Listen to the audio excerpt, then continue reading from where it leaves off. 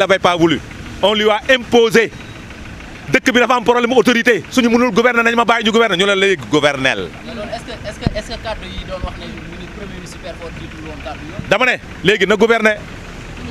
maintenant dans ce gouvernement là cette manière de gouverner ah répression yi dina bëri de.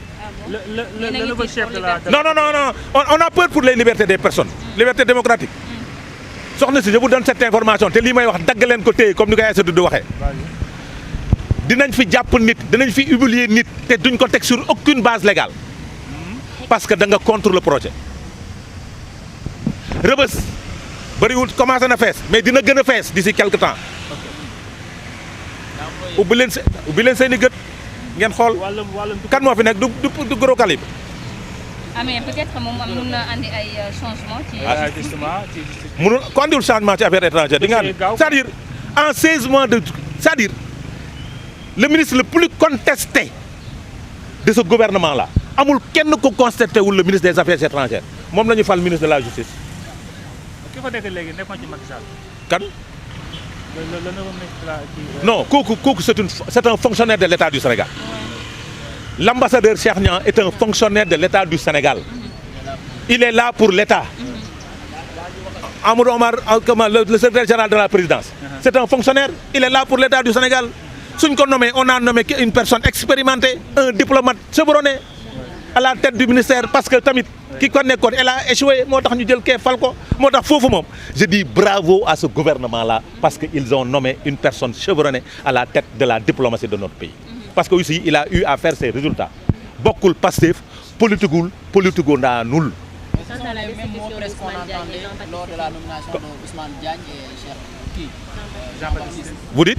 Ce sont les mêmes mots qu'on entend aujourd'hui sur Cheikh Niang qu'on entendait autant pour moi sur Ousmane Diagne et Jean-Baptiste lorsqu'on les avait nommés. Oui, mais aujourd'hui les militants se sont levés pour dire que nous ne voulons pas d'Ousmane Diagne et de Jean-Baptiste. Et ils sont partis. Peut-être demain ils se lèveront pour dire que nous ne voulons pas de Cheikh Niang et il partira. fii moom li fi militant yi décidé nga dem. dañu war a jàpp Aïssatou Diop Fall. ñu convoqué ko dañu war a jàpp Doudou Coulibaly ñu jàpp tëj dañu war a jàpp Adama Adus Ba dañoo war a jàpp vidéo gay yi. Que pensez-vous de la nomination de Youssouf Fall en tant que ministre de la Justice? Hein? De la nomination de Youssouf Fall. Qu'est-ce que je pense de la nomination?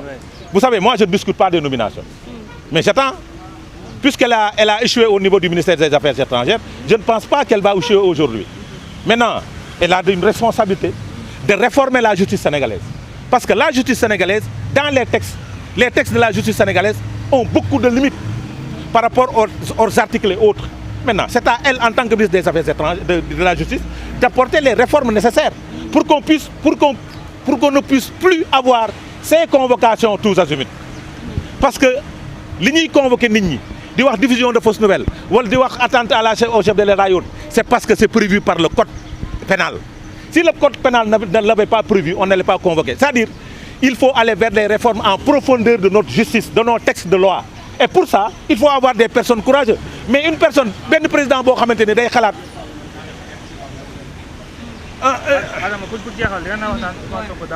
président boo xamante ne day xalaat deuxième mandat ak 50 ans dañ fi war a toog ba 50 ans.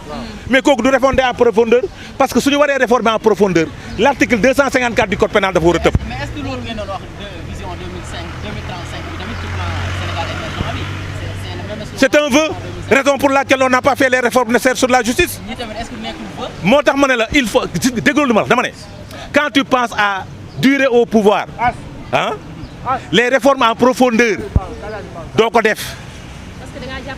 da ngay jàpp parce que tu sais pourquoi parce que da ngay soxla épée de Damoclès à la tête de l'opposition sur la tête de l'opposition sénégalaise.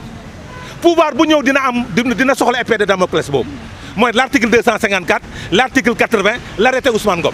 comme ni ngeen doon def. non dégg nga lu ma la wax ma ne la politicien moo mel noonu. est-ce que tu comprends politicien moo mel noonu suñu nekkee opposition nag dañuy wax lu rafet wax lu baax wax lu nangam une fois arrivé au pouvoir ñoo xam ni article 80 su ma ko bàyyee Diomaye dootul noppalu article 254 su ma ko bàyyee président dootul noppalu nu mu tuddati article arrêté Ousmane Ngom su ma ko dindee sama kaw la ñuy daal chaque jour donc loolu da ko fiy bàyyi. ci réforme yooyu sax ñu ko doon wax ci arrestation de Coulibaly face à un chef d'État extérieur dañ kaa war a changer. mais ça yooyu loolu tax ma ne la y a de ces articles et lois de ces textes de loi qui méritent d'être réformés si on les réforme di ngeen gëj cybercriminalité bés bu ñu réformer les textes journalistes yi dinañ tal leneen lu dul à la recherche du buzz et de la convocation parce que on va tout droit vers le professionnalisme du milieu de la presse te li koy waral mooy aller en profondeur vers les réformes gis nga dëkk bu jóg man su ma nekkoon ñoom ma conseiller leen mandat bii ci réforme lañ ko war a def les réformes en profondeur réformer la justice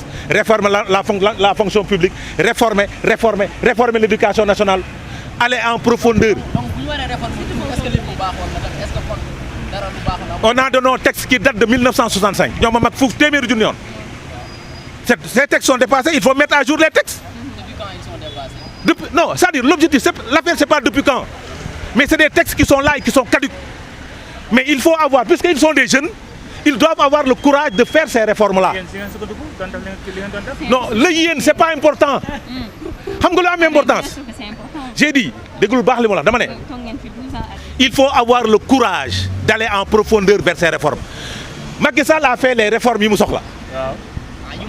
yi mu soxla waaw moom laa wax dama ne askan bi soxlul benn réforme askan bi soxlul benn réforme parce que article yi du dal ci askan bi ci homme politique yi lay dal déglul baax li ma la wax dama ne épée de Damoclès la bu nekk ci bopp askan bi ci bopp homme politique bi arrêté Ousmane Ngom épée la fii dialogue national bi est-ce que xam ngeen dialogue national ba ñu ñëwee ne arrêté bi day deñ waa Pastef ñoo doon tëb ci biir salle bi arrêté bi du deñ te pourtant ñoo doon wax ne arrêté bi day deñ damay ànd ak ñoom damay ànd ak ñoom ci position boobu parce que un pouvoir a besoin d'articles de textes de loi qui le protègent puisque nous ne sommes pas dans une démocratie mature des populations qui comprennent beaucoup de choses peut-être ñoom ils se disent que il ne faut pas supprimer l'article 80 il ne faut pas supprimer l'article 80 l'article 254 mais tey suñ ko supprimer woon non Sénégal yi neex su boobaa on va entrer tout droit vers une démocratie mais léegi nii démocratie amagul. da ngeen di wax naan le PM daa bëgg ay information ci ministre de souveraineté yi moo tax mu bëgg mu fal ki nga xam ne moom mooy Bamba Cissé ak Yacine Fall ndax loolu da nga koy dëggal. xam nga man luy son problème sama xel a tey de. ci la. L'avocat est devenu le ministre de l'Intérieur le premier policier. Oui. Les renseignements généraux ci moom lay jóge sama xel day tey. balaa muy yóbbul kilifa gu mag gi kay mu yóbbul beneen kilifa gi rek c'est important. l'affaire de Rabat Dere kon baa du ko diggante. on tend vers ça je vais vous daggaleen bii téye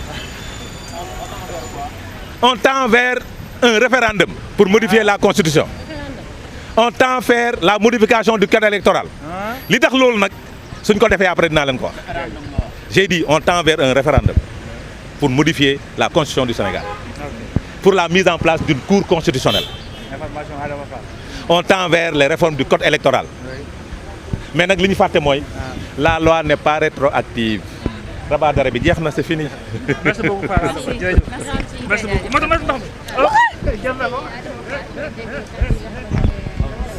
dañ maa pousse.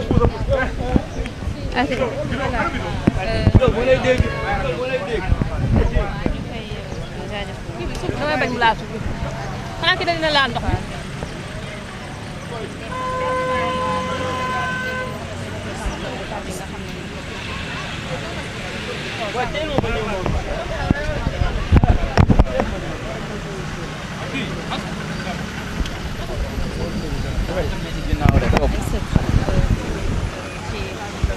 voilà di leen jaajëfal bu baax a baax ci seen teewaay yéen a ngi dégg ki nga xam ne moom mooy Adama Adus Fall moom moo doon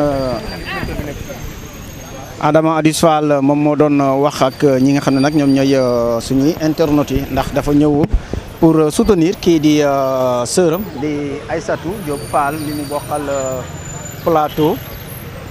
Adama Adus Fall nekk ci parti APR mooy parti wu Macky Sall moom nag tey jii nii nag li ko tax a ñëw fii nii mooy daal di soutenir ki nga xam ne nag moom mooy petite sœuram comme nu mu ko waxee xam na ni Aïssatou Diop Fall li koy xaar fii nii maanaam du doon benn danger ndax dañ koy daal di entendre buñ ko entendre ba pare daal di ko bàyyi mu ñibbi këram ndax dossier diffamation la wax moom ni Adama Adus Fall nee na soit bu fekkee ne procès la ñuy dem dañ koy bàyyi mu ñibbi këram mu daal di préparer lii di procès bi waaye moom jàpp na ni li nga xam ne nag moom mooy coow bii nii du àgg foofu noonu mu daal di wax ak ñi nga xam ne nag ñoom ñooy taskatu xibaar yi ñu daal di manko boobu nag moom de wax na ni gune yi nga xam ne nag tey jii nii ñoom ñoo jël li nga xam ne nag moom mooy lenge yi ñoom ñoo war a dugg ci